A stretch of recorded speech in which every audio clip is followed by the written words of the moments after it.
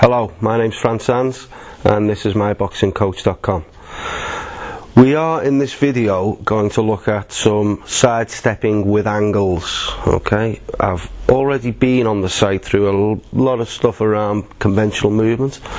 This one is a little bit different, but it's in the same style as the others, so if you've seen any of the other videos you should be fine with this one. I'm going to do a few things. I'm going to show you the sidestep with angle at full speed. I am going to slow it down for you and explain it a little. I am going to then give you some of the common faults that occur when trying to perform this. And then I'm going to give you some context of when it's used.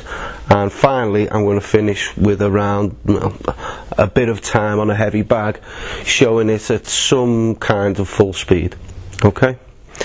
So let's get started with looking at what the actual move is.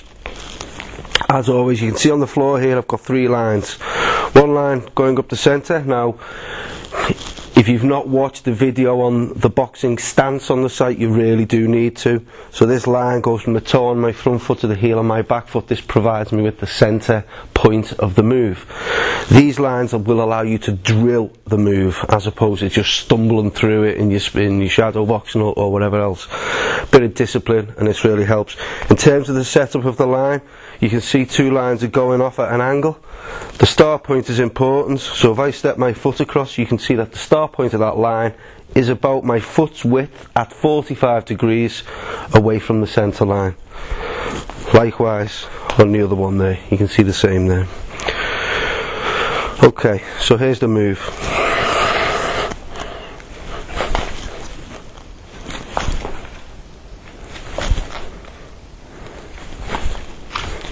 Once more.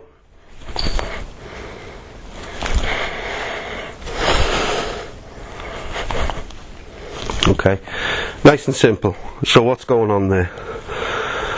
As with all foot movement, this has to be sharp, it has to be explosive, it has to be generated from the ball of your foot. Front foot for moving that way. So I push off the front foot, back leg glides, the aim being to have that line remain broadly about the same. Okay, so when I'm going that way, it's a push off the front foot and the right foot slides across. When I'm going that way, to push off the back leg and the front leg glides across, and you can see I've broadly got that line there. Okay, it's really quite a simple move. Some of the problems that occur when people try and do it: don't step and drag. Two problems with that. Number one, it's far too slow.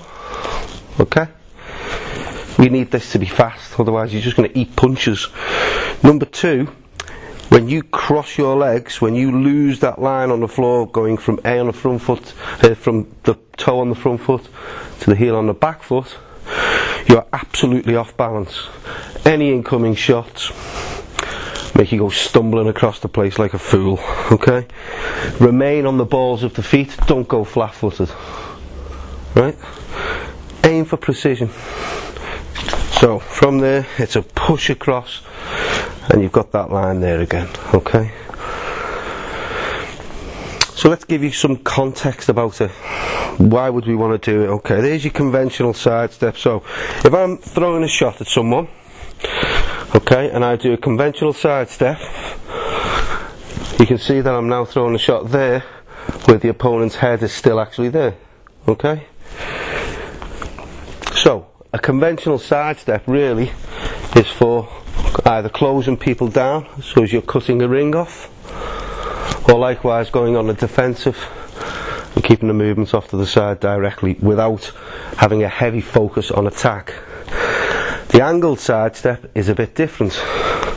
So if you imagine the point at which my shot is landing, if I do my sidestep, you can see that my shot will go to the same point in space.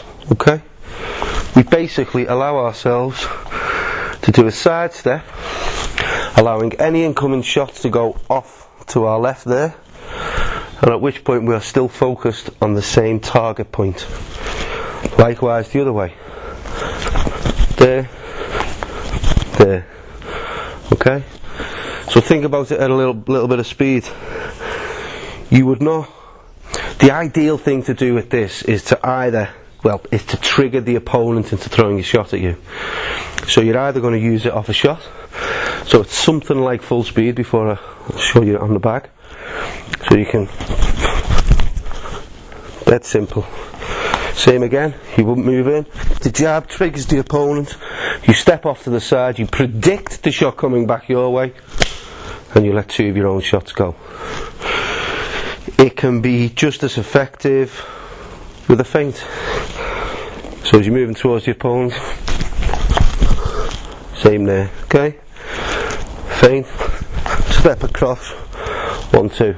This is an attacking foot movement. Okay, you are looking to keep angles open. It's lovely and natural to go that way. You can still go that way though. Okay?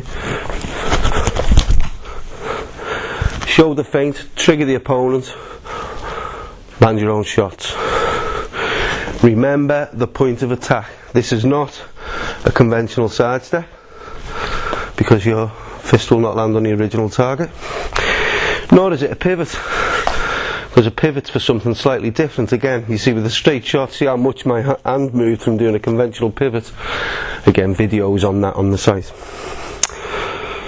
Okay, I think I'll wrap up just about there. I'll now show you around at something like full speed. Okay? Keep the movement short and explosive. Don't cross the legs. Don't let the feet go flat. And remember, the object of this is aggression. You're looking to land shots. It's not to look good. Trigger the opponent. Allow their response to miss. Counter their counter. Okay? Straight in on them with 1-2s. Okay, my name's Frank Sands. Now you're going to see a little round on the bag using some of that movement. Hope you've enjoyed the video. Please do leave any questions or comments down below after you've watched the next minute or so. Okay, cheers.